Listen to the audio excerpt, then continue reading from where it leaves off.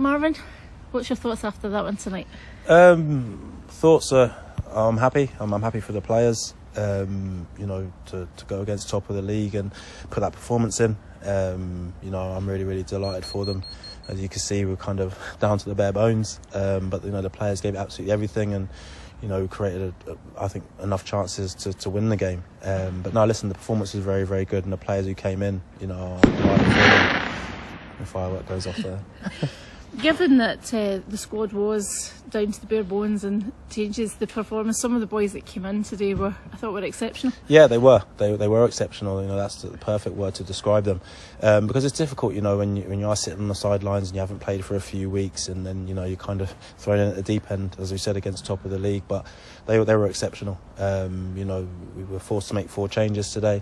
Oscar, obviously, a left wing back. Fergie came in. Carl McClelland came in, and Lee Connolly. And you saw kind of at the end there, Kyle's kind of running on empty. We had to be very careful with Lee and Fergie as well, because as we've said, they've not played a lot of football. They probably had to play 10 minutes longer today than we had prescribed for them, but it was kind of needs must. And Oscar was constantly up and down this left hand side, at left wing back and then left back. So I couldn't be more delighted for those players, but not just those, every single one of them. I think Josh Todd put in one hell of a effort today, because he was tasked with doing a different job, because we slightly changed the tactics. So listen, to a man, they were fantastic.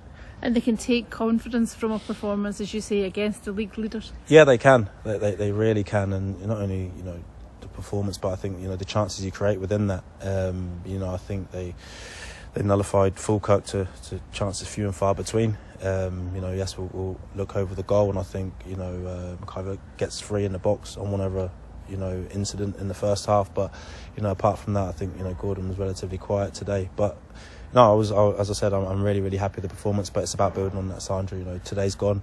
Monday we'll go over it as a team. But we need to then keep performing and keep improving performances.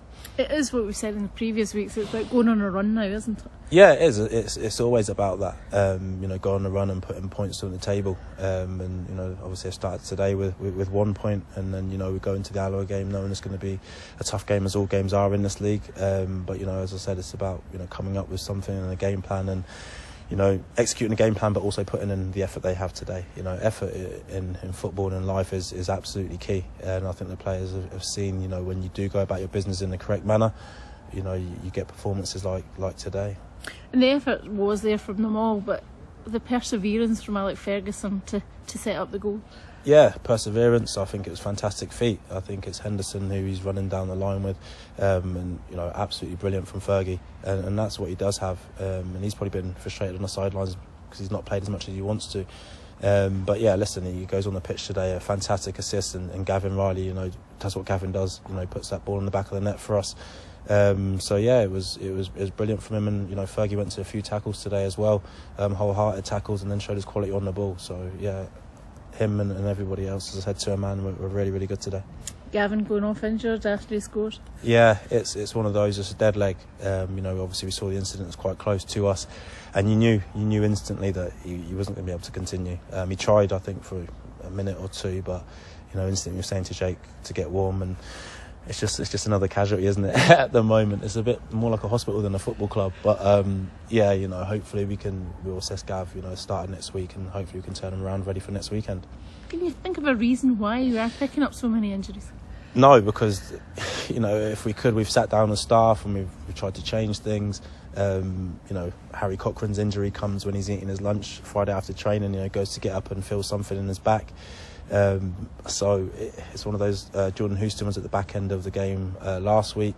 Carl Doherty, tight hamstring as well. But as I said before, some of these boys are having to come back and play more minutes than they're probably ready to. And I think people see them, that they're back in the squad or back in the team, and think they're 100%. That they're not. We just need them because we've lost other people who aren't able to be out on the pitch. So listen, we'll keep working away at it. We'll keep altering things, and hopefully the kind of run of bad luck when it comes to injuries can come to an end. Daniel Church was another one. Yeah, Daniel Church. There was no way that he could have played today. He was on the bench to just be another body. Had a virus throughout the week. He came back in on Friday, but we've done a hydration test with him, and to let you know he scored 20 basically, and the highest I've ever seen before that was 16. So he was never in a physical state to play. He said he wanted to play.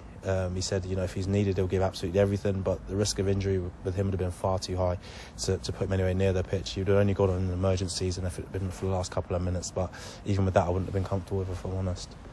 And it is at this stage, you're getting some back, some coming back, some not.